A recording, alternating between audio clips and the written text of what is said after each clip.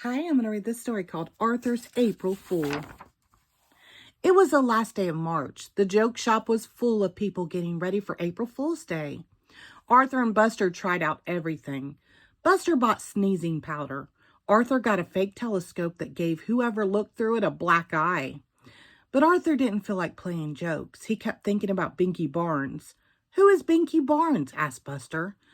"Picture King Kong. Now double it," said Arthur. "He keeps threatening to punch me out." The next day, Arthur was practicing his magic tricks with Buster and Francine for the April Fool's Assembly. "Hey, shrimp!" A giant shadow covered them.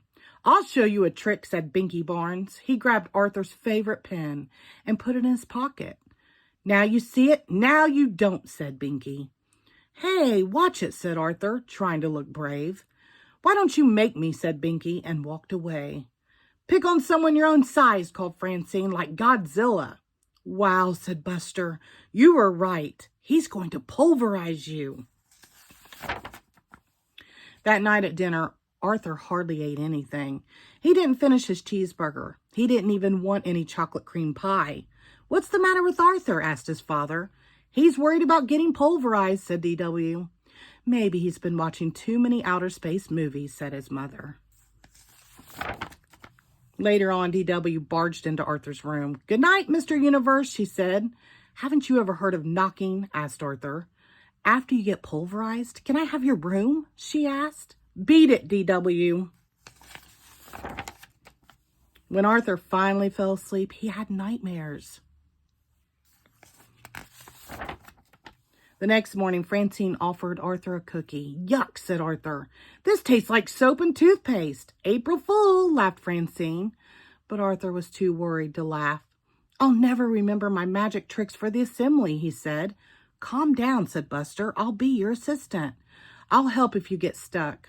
Arthur felt better. He could count on Buster.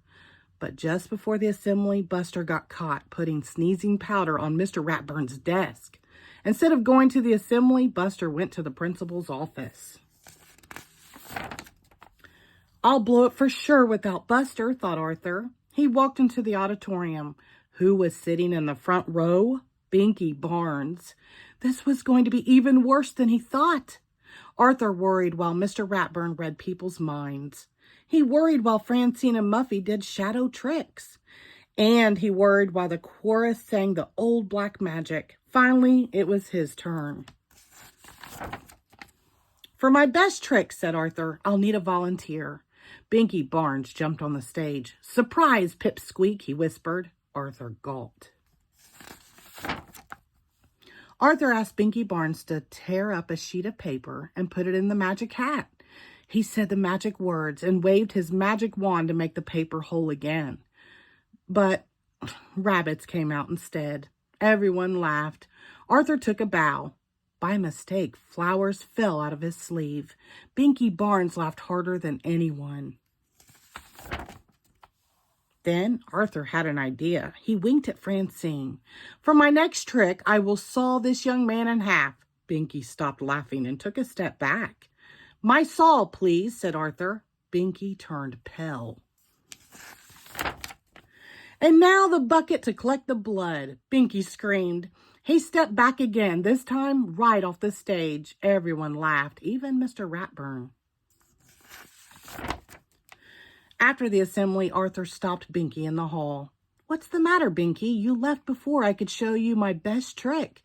"No thanks," said Binky Barnes. "Are you sure? It lets you see things you've never seen before," said Arthur. "Really?" said Binky. He grabbed the telescope and pointed it at Francine. "I don't see anything." "Course not," said Arthur. "You have to know the secret words." "Tell me," said Binky. "I can't," Arthur explained. "They're so secret I have to write them down backwards." "Do you have a pen?" "Sure, here," said Binky. Arthur wrote the words. "Now go home, hold the paper up to the mirror, and you'll be able to read the secret words." "Thanks, twerp," said Binky as he ran out the door. "Boy, that's your best trick yet," said Buster.